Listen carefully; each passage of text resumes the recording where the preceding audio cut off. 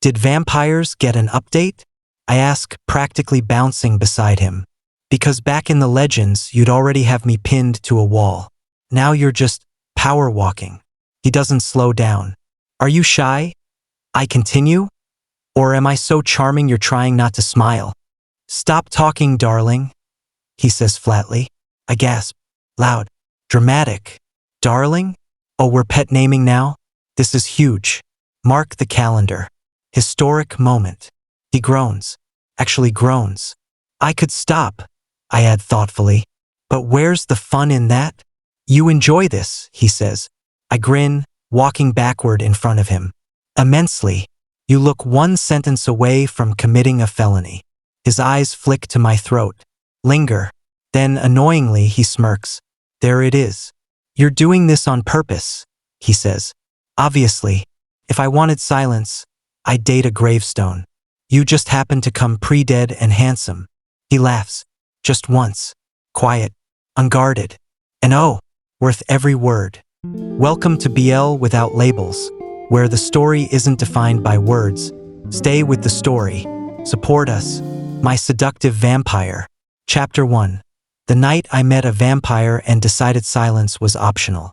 My name is Aaron Vale, and I have been told by friends, strangers, and one very exhausted supernatural being that I talk too much. This is false. I talk accurately. The night everything started, I was talking to myself in an alley at midnight, which, in hindsight, is how every horror story begins. I was complaining about my life, my job, and the tragic lack of romance in a city full of emotionally unavailable men when I noticed him, leaning against a brick wall, still, pale, beautiful in a way that felt illegal, black coat, dark hair, as like he'd already buried 3 centuries of bad decisions. Wow, I said out loud. If you're here to murder me, at least tell me your name first. I like closure. He looked at me slowly, like I'd interrupted his eternal suffering. Leave, he said. One word. Efficient. Rude. I'm Aaron, I said immediately, because obviously introductions are important. And you are. Silence. Oh, I added, nodding. Strong, quiet type. Mysterious. Emotionally constipated. Love that for you. His jaw tightened. That's when I noticed the fangs. Not fully out. Just enough to ruin my sense of self-preservation. Okay, I whispered. You're either a vampire, or you've had very aggressive dental work. I said leave, he repeated. Counterpoint, I said, stepping closer. You haven't yet.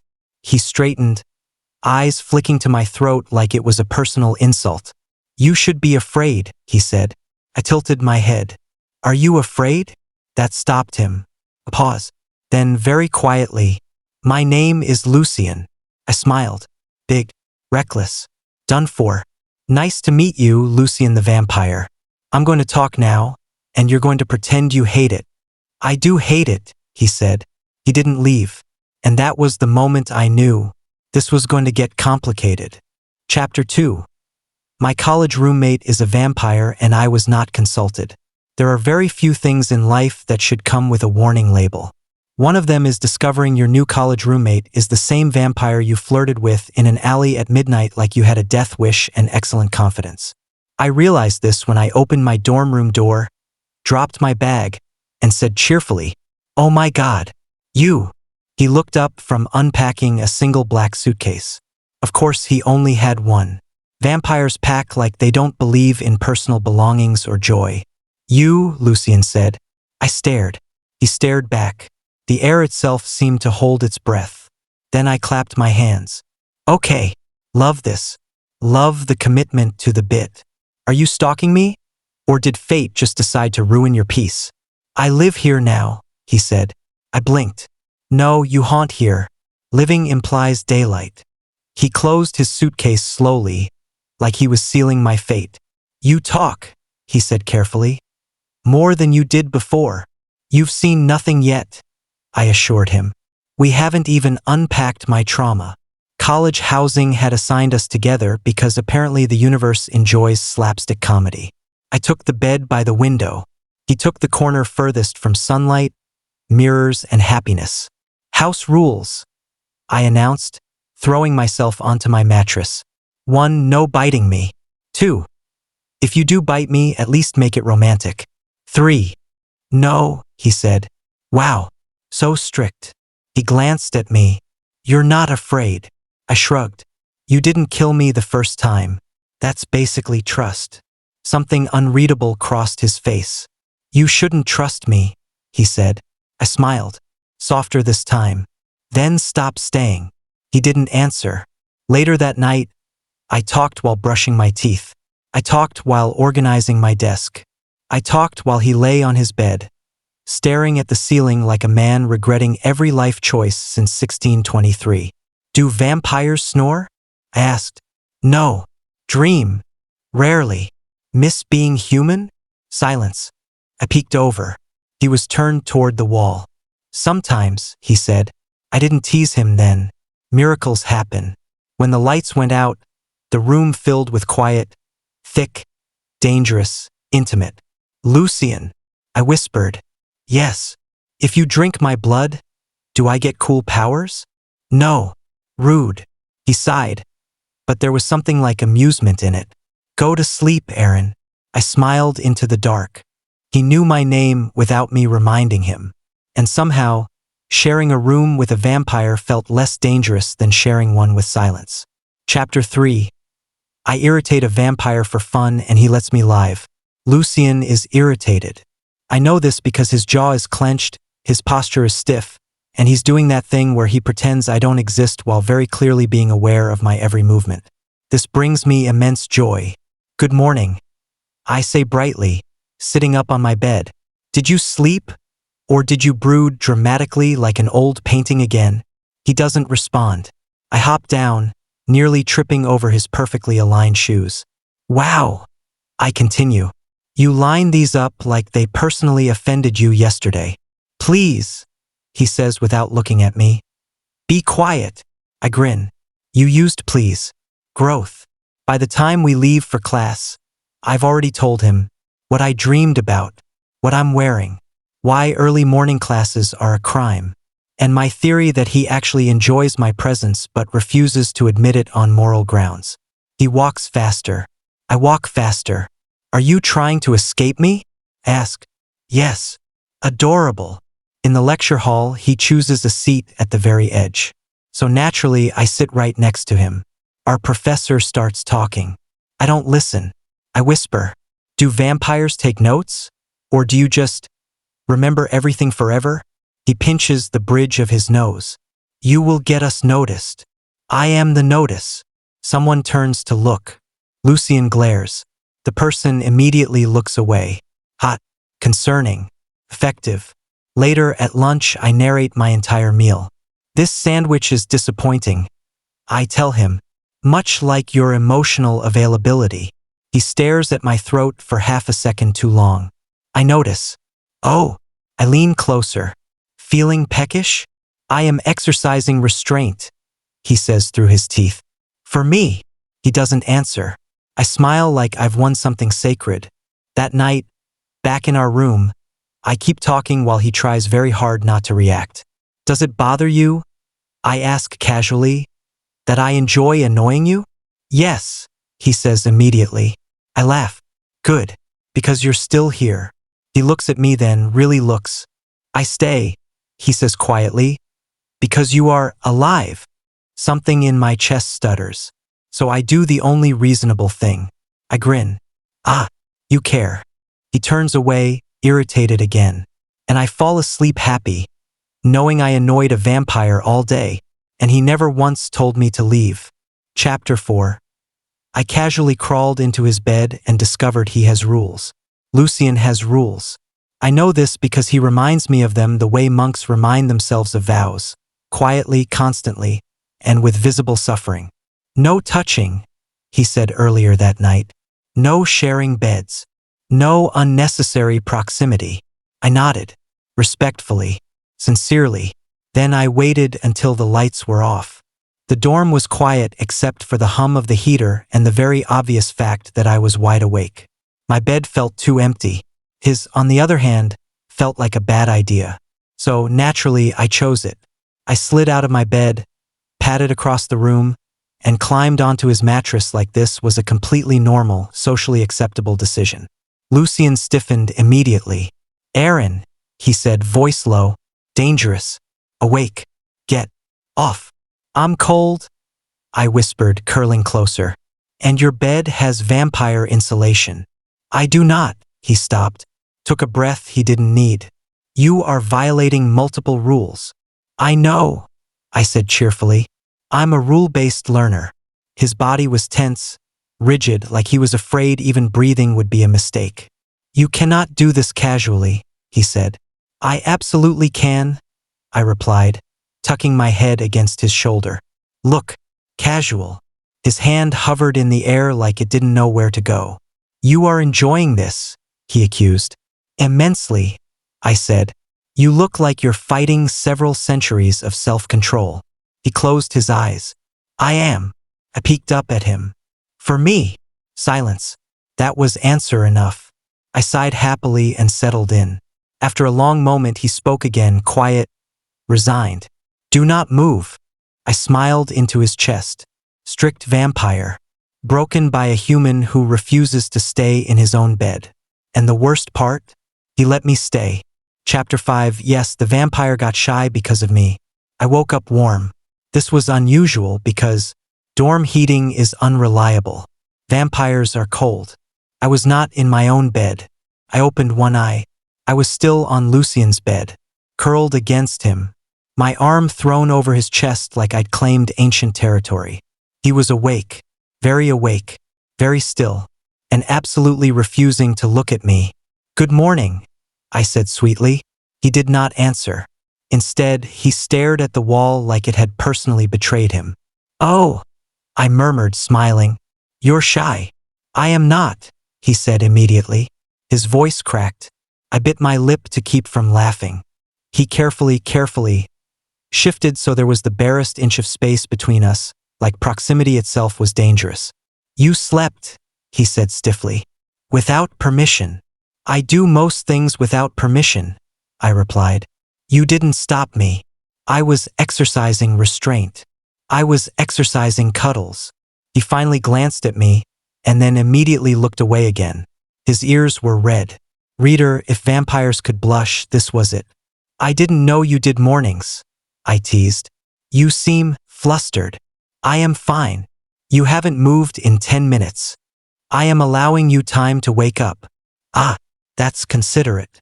He stood up abruptly, crossing the room in 2 steps. "Next time," he said back to me, "you will stay in your own bed." I hummed. "Next time, lock yours." Silence. Then very quietly, "I did not think you would stay." Something in his voice softened the joke. I smiled, gentler this time. "I usually do." He didn't turn around. But he didn't tell me to leave either. And that's how I learned something important. Yes, the vampire got shy, and I was absolutely going to make it worse. Chapter 6. I test the waters and the vampire blinks first. Lucian thinks he's recovered. This is adorable. He's back to being strict, posture straight, voice controlled, rules freshly polished like armor. I, on the other hand, wake up with a mission. "If you don't stop me," I tell him casually while tying my shoes, "I won't stop testing the waters." He freezes. Slowly, he turns to look at me. "That is not a metaphor you should use with me." "Oh, it absolutely is," I say. "You're the water." "I am not." "You're ancient," I continue. "Deep, mysterious, mildly terrifying, very testable." He opens his mouth, closes it, rubs his temple. "This," he says, "is exactly what I mean." On campus, I walk too close, not touching, just present. He keeps glancing down like my shadow is misbehaving. "You're doing it again," he says. "Doing what?" "Standing there." I grin. "You didn't say I couldn't." He exhales slowly. "You enjoy provoking me." "Correction," I say. "I enjoy you being provoked." That earns me a look. Sharp, flustered, very aware. Later, in the library, I lean across the table to whisper, "Your heart doesn't beat, right?" "No." "Shame. I'd love to hear it race." His pen snaps. Several students look over. Lucian does not look at me, but his ears are red again. That night, back in our room, the air feels charged, quiet but heavy. I sit on his bed. On purpose. He watches me like I've just stepped over a sacred line. If you don't stop me, I say lightly, patting the mattress, I'm going to assume you don't want me to. Silence. Long, dangerous. Then, quietly, you test me, he says. I smile softer than before. You let me. He looks away and doesn't tell me to move. That's how I know. The waters are warm, and the vampire is already in too deep. Chapter 7. I kissed the vampire and thoroughly enjoyed the results. I didn't plan the kiss, which is a lie, but only a small one, the harmless kind you tell right before doing something incredibly stupid on purpose. Lucian was standing too close. I was sitting on his bed again.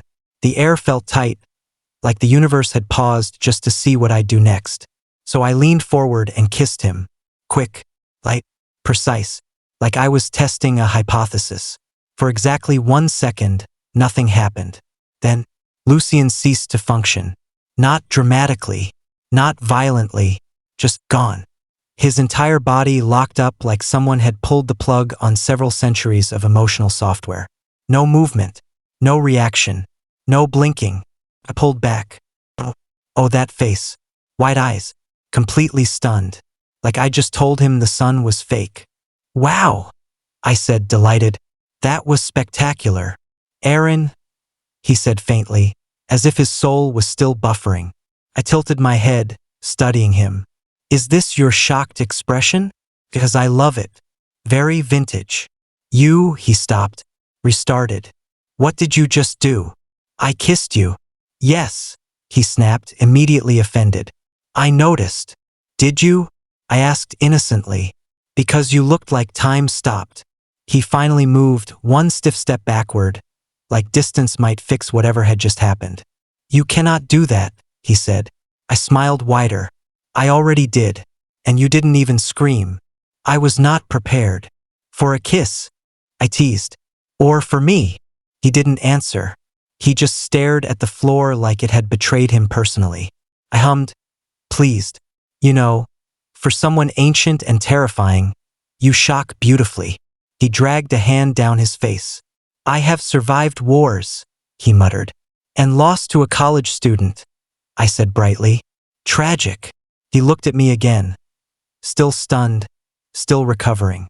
You kissed me, he said slowly, like he needed to say it out loud to believe it. Yep, like a vampire. I shrugged. Figured I'd steal your technique. His expression flickered. Confusion, disbelief, something like reluctant awe. You are impossible, he said. I leaned back on my hands, smug and happy. And you're still standing there. So clearly I'm doing something right. He didn't argue. He didn't leave. And I sat there grinning, because I'd learned something very important. Kissing a vampire doesn't make him dangerous. It makes him speechless. Chapter 8. He tried to avoid me and I cornered him anyway. Lucian avoids me for exactly 12 hours, which, considering we share a room, is ambitious and deeply unrealistic.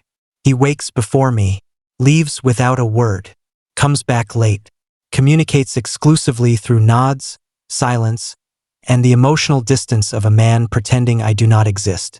I notice immediately. Oh, I say cheerfully that evening. You're avoiding me. I am busy, he replies, eyes fixed on his book. You haven't turned a page. It is a short chapter. I grin. Target confirmed. The next day I escalate. I sit closer. He shifts away. I talk. He answers in single syllables. I smile. He stares at the ceiling like it personally owes him mercy. We're walking down the dorm hallway when I say, lightly, you know, most people flirt back instead of pretending the wall is fascinating. Stop, he says. I tilt my head. Stop what? Looking at me like that. Like what?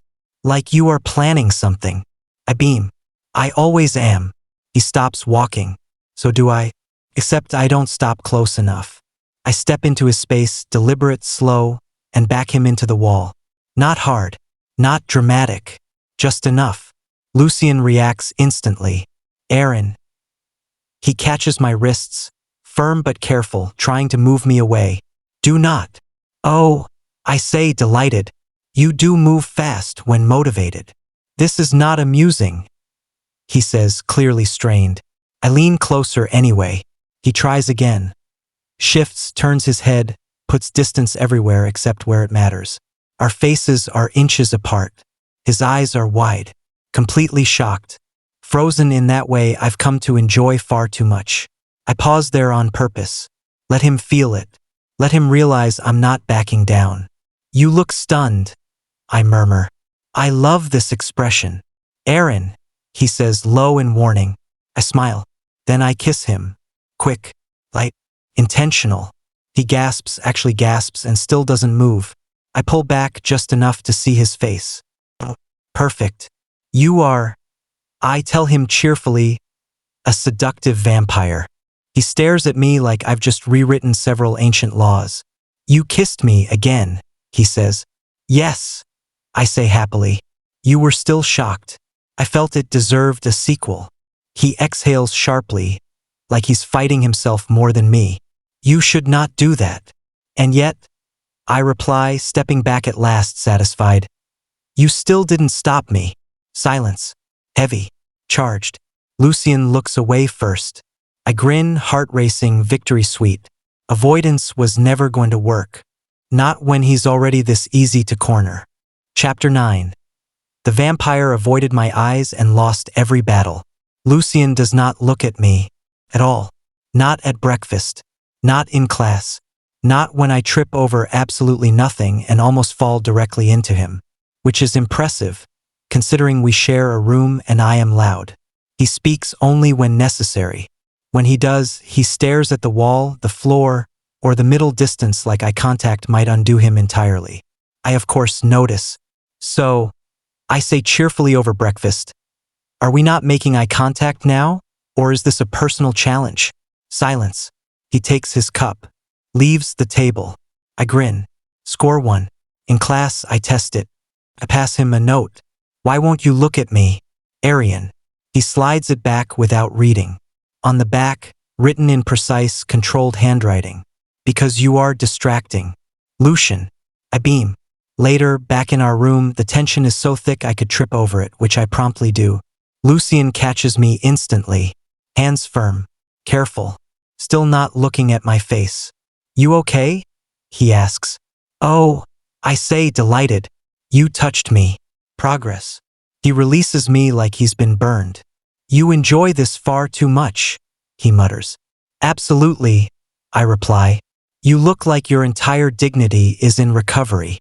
He sighs, the long, tired sigh of an immortal man who chose the wrong roommate.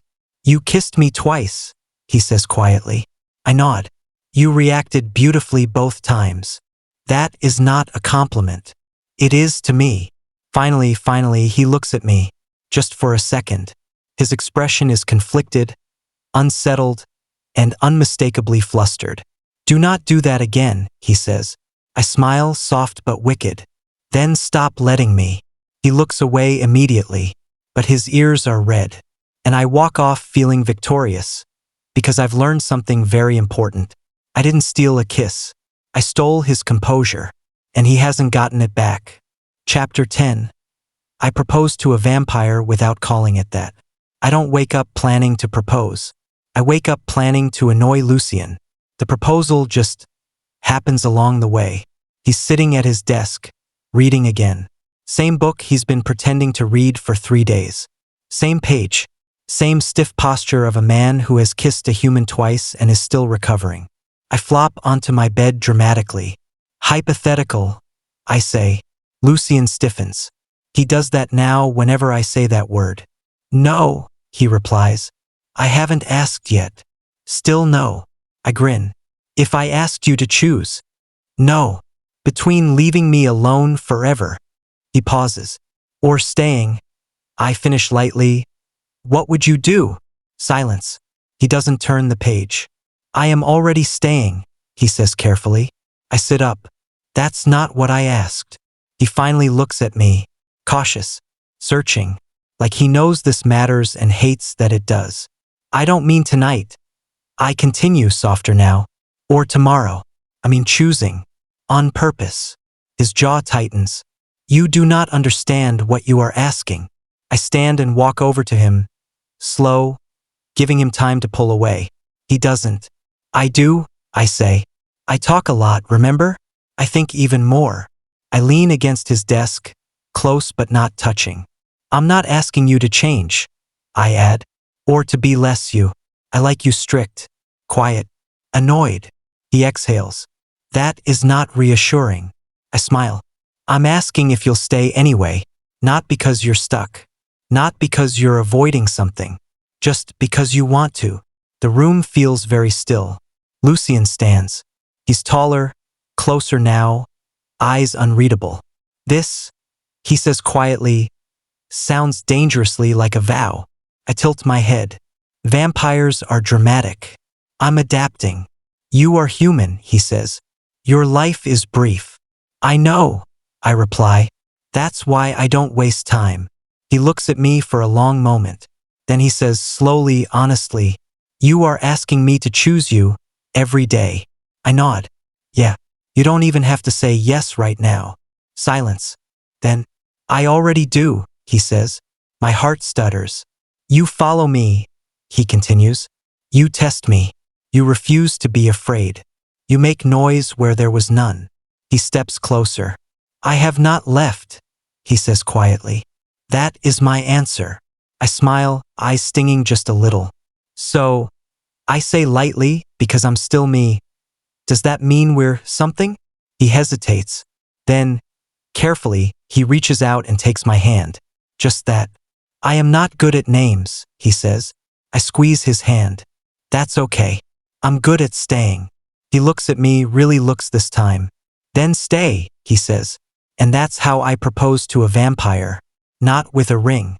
Not with promises carved in stone. Just a choice. And him finally choosing me back. Chapter 11, we tell no one and somehow everyone knows. We don't tell anyone. Which is ridiculous because I talk and Lucian exists like a public mystery. Still, no announcement. No labels. No explanation. We just start moving differently. He waits for me outside class. I sit in his space like it's always been mine. He reaches for my bag without comment. I steal his hoodie and he doesn't ask for it back. People notice. Oh, my friend Mira says one afternoon, staring between us. You're that now. That? Ask. Lucian looks at the window. Yes. Mira continues. You're that couple. Loud one. Silent one. Honestly iconic. Lucian mutters. We are not a couple. I smile sweetly. He says that, but he carried my books. Mira nods. Confirmed. Lucian is terrible at affection. He doesn't initiate. He doesn't flirt. He doesn't do public anything. But he stands close. Very close. When someone bumps into me in the hallway, Lucian's hand is at my back before I even register it. When a guy in class leans too close while talking, Lucian's stare makes him rethink his life choices. You're glaring, I whisper. I am observing, he replies. Like a threat. Yes, I grin. Hot, he sighs. That night, in our room, we sit in comfortable quiet, me on the bed, him at the desk. You know, I say casually, people think we're together. He doesn't look up. They are mistaken. Are they? He pauses. Then, without turning around, he says, no. I fall back on the bed, smiling at the ceiling. Progress. Later, the lights are off. The room is dark and calm. Lucian speaks quietly. You talk less now. Do I? Ask. Yes. Why do you think that is? A pause. Because you are content. I turn onto my side, heart doing something soft and stupid. Look at you, I whisper, using emotional intelligence. He does not respond, but he moves his chair closer to the bed. Close enough. And that's how we tell no one. By choosing each other in all the ways that don't need explaining. Chapter 12. He's adorable when he's angry and I'm thriving. I learned something very important today. When a vampire is angry, he doesn't look scary. He looks hot, yes, but more importantly, he looks flustered, which is even better. Lucia stood in the middle of the room, arms crossed so tightly it was a miracle his coat survived. His jaw was clenched, red eyes glowing faintly, like a warning sign that said stop provoking me. Naturally, I took that as a challenge. "You're glaring," I said cheerfully, dropping onto his desk chair and spinning once. "If looks could kill, I'd be Ash by now." "You are testing my patience," he said slowly. I leaned forward. "Again? Wow. You test my limits every day just by existing." Silence. Oh, he hated that one. His ears turned red. "I noticed. Of course I noticed.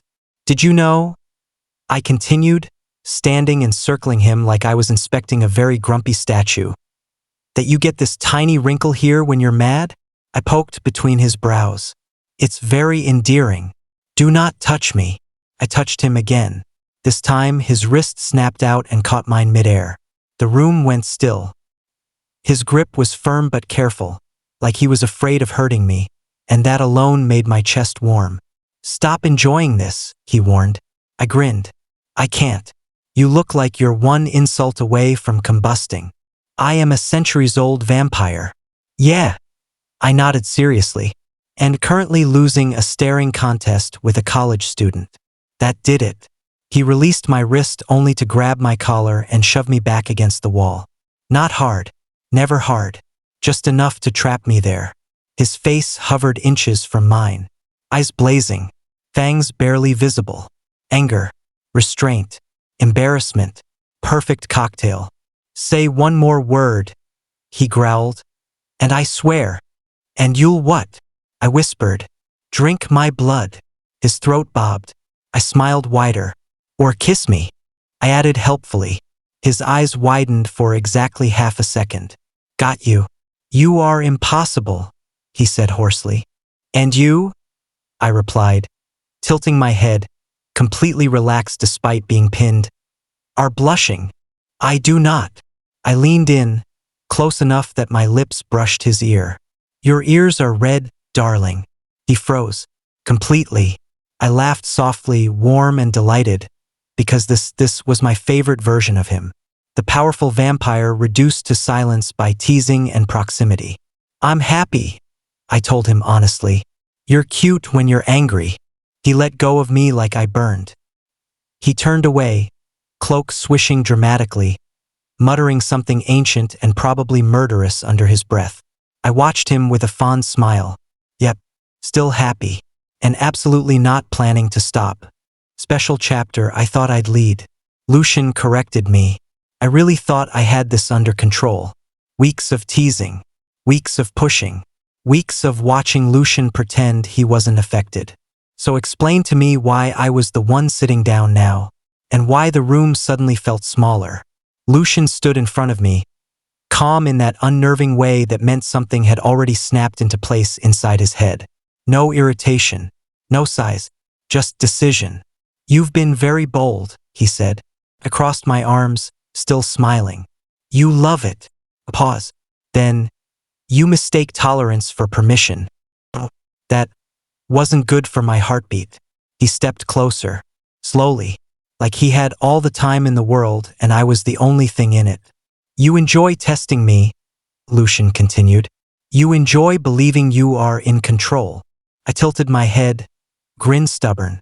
"Am I wrong?" He placed one hand on the back of the chair. "Not touching me, never rushing." "Yes." The chair turned, smooth, effortless, until I was facing the wall instead of him. I laughed, breath hitching despite myself. "Lucian, that's rude."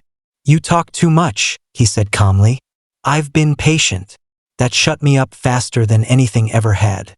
He leaned in, close enough that I could feel him without contact. His presence steady and unavoidable. "I am not quiet because I lack dominance," he murmured. "I am quiet because I choose restraint." My pulse betrayed me completely. "You're enjoying this," I accused. A faint smile curved his mouth, dangerous and rare. "Yes." His fingers lifted my chin, firm but careful, forcing my attention back to him. And then he kissed me. Not rushed, not stolen. deliberate, controlled. When he pulled away, I was absolutely wrecked, stunned, flushed, and painfully aware that I had miscalculated everything. Lucian straightened, already composed again.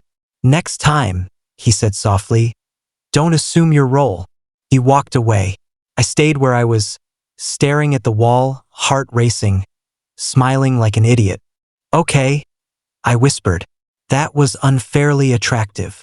Lucian does not lose control loudly. There's no shouting, no slammed doors, no dramatic declarations. What he does is far worse. It happens on a night that feels ordinary. Too quiet, too calm. I'm talking, obviously, filling the room with words the way I always do, poking at him with half smiles and teasing glances, pretending I don't notice how tightly his jaw is set. "You're awfully quiet," I say, lounging on his bed like I belong there. "Miss me?" Lucian closes his book. "That's it. Slow, precise, final." "You should stop," he says. I grin. "You say that every..." He crosses the room in 3 strides. Suddenly I'm flat on my back, the mattress dipping under his weight as he cages me in. Not crushing, not rough, but inescapable. His hands grip the sheets beside my shoulders, knuckles pale. The air shifts. His eyes are dark, focused, not irritated anymore, possessive. "I was patient," Lucian says quietly, "because I wanted to be." My smile falters just a little, enough for him to notice. "You enjoyed pushing me," he continues, "watching how far you could go." I swallow. "You didn't stop me." "No," he agrees. "I waited." His forehead rests against mine, breath warm, controlled but not calm. "And now," he murmurs, "you are mine to deal with." That word, mine, hits harder than anything else. He kisses me then, not rushed, not desperate, claiming, like he's making a point instead of asking permission. When he finally pulls back, my thoughts are a mess and my heartbeat has completely betrayed me. Lucian exhales slowly, eyes closing for half a second, as if grounding himself. "This," he says, voice roughened, "is what happens when my patience ends." I laugh softly, breathless and stunned. "You're terrifying when you're possessive." His thumb brushes my jaw, gentler now, but no less certain. "And you," he replies, "are far too pleased about it." I don't deny it. I never do. Lucian doesn't touch me at first. That's the cruel part. I'm pinned beneath him, breath shallow, heart doing things it shouldn't, and he just looks at me, like he's memorizing the moment he finally let himself want. "You don't know when to stop," he says quietly. I swallow, still smiling because I've never been good at self-preservation. "And you don't know how to scare me." His gaze drops to my mouth, lingers. "That," he murmurs, "is where you are wrong." Then his hand finally moves. Not greedy, not rushed, just firm. Settling at my waist, fingers pressing in like he's claiming space instead of skin. The mattress dips as he leans closer, his presence heavy, deliberate, unavoidable. I inhale sharply. Lucian notices everything. His lips brush my jaw first. Not a kiss, a warning. I shiver anyway. "You enjoy provoking me," he says against my skin. "But you forget something." "What?" I whisper. "I am older," he replies softly. "And I am patient."